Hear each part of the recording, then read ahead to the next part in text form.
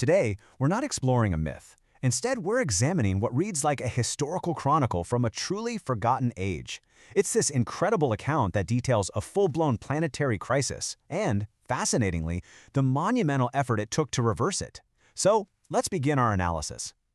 So, this is the very first line of the account. It immediately sets an epic, almost cosmic scale for everything that's about to happen. This kind of language tells us we're not dealing with some simple local story. No, this is a record of a fundamental challenge to an entire civilization's existence. All right, so our first job is to really analyze this chronicle of chaos. We're going to approach this ancient text as if it's a sophisticated allegory for a major historical event, some kind of cataclysm that must have shaken a civilization right to its very core. Now, the Chronicle actually gives this disruptive force a name, Hiranyaksha. It's so important to interpret this not as a literal person or creature, but as the personification of a concept. A destructive, prideful, chaotic force that wants to dismantle the established order. So think less of a villain and more like the principle of entropy itself, but on a massive civilizational scale. And the impact of this force? It was absolute. The source text is crystal clear on this point. This wasn't just a minor disturbance, it was a total systemic failure. The very balance of their world was just shattered, leading to complete and utter disarray. This brings us to the central catastrophe that's described in the text, the submergence of Earth. We're going to analyze this event as a really powerful and detailed metaphor for a widespread environmental collapse, maybe something like a sudden catastrophic sea level rise, or even some kind of runaway climate disaster. The account actually lays out the anatomy of this collapse in three really distinct phases. First, there's a direct challenge to the natural order. Second, you get the catastrophic result, what the text calls the plunge into the abyss. And then finally, you have the devastating consequence of that event. And just listen to the language the Chronicle uses here, an endless, dark ocean where life ceased. That is a stark, chilling depiction of a world made totally uninhabitable. It speaks to a loss of light, of warmth, of biodiversity. In our modern terms, we'd probably call it a planet-wide extinction event. So, this description of total devastation really brings us to the central question of the entire chronicle. When absolutely everything is lost, when the system has completely and utterly failed, how is recovery even possible? What on earth comes next? Well, the Chronicle answers that question with an intervention. A new force emerges in direct response to the crisis. This is a power dedicated not to chaos, but to fundamental restoration. This restorative power is called Varaha. And allegorically, Varaha represents a colossal, focused effort of renewal. It's the embodiment of a society's will to rebuild and the immense power you need to reverse a disaster of this scale. It's pretty much the force of renewal, or you could say negentropy personified. The Chronicle marks the arrival of this new force with such powerful imagery.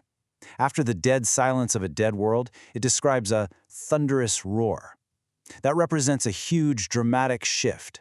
It's signaling the end of the decline and the beginning of an active intervention. And this intervention, of course, leads directly to a confrontation. The narrative frames this as a fundamental battle for existence itself, a clash between the force of entropy, which is always trying to tear things down, and the force of renewal, which seeks to build them back up. So this really lays out the two opposing principles pretty clearly. On one side, you've got the force of entropy, Hiranyaksha, which results in darkness and collapse. And on the other, you have the force of renewal, Varaha, which is driven by this unstoppable will to restore order and life. It's a classic dialectic of history when you think about it. The Chronicle really emphasizes that the scale of this conflict was cosmic. The universe trembled. That one line tells us that the struggle to overcome a systemic collapse is not a small undertaking. The fate of the entire world, of existence itself, is what's hanging in the balance. So, once the force of entropy is finally overcome, the narrative shifts to the primary objective, the Great Restoration. And the text presents this not as magic, but as a logistical and engineering marvel, the literal uplift and reconstruction of a planet's core infrastructure. The Chronicle details this whole restoration as a clear, step-by-step process. First, victory over the chaotic force. Then, a recovery mission to actually locate the lost world in the abyss.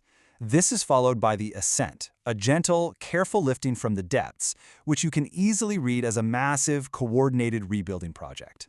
Only then can light return, setting the stage for the final phase, rebirth.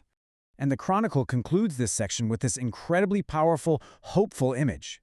The restored earth, rising from the waters like a new dawn. It's just the perfect symbol of ultimate success, of a complete return from the very brink of annihilation. So, in summary, what does all this mean? Well, this chronicle suggests a few key interpretations. It shows that ancient narratives can serve as sophisticated records of catastrophic events, often framing history as this cyclical struggle between chaos and order. But more importantly, it demonstrates a deep-seated belief in societal resilience, and not just the hope for it, but almost a coded blueprint. It gives us a framework for understanding what's required, logistically and psychologically, to rebuild after a systemic collapse. And that leads us with a final, kind of provocative thought. This ancient text documents a crisis and a recovery in these powerful allegorical terms. It forces us to turn the lens on ourselves and ask, if a future civilization were to unearth a chronicle of our age, with all its unique challenges, what opposing forces would they see at play? What would be our Hiranyaksha? What would be our Varaha? And what would our own story of collapse or restoration look like?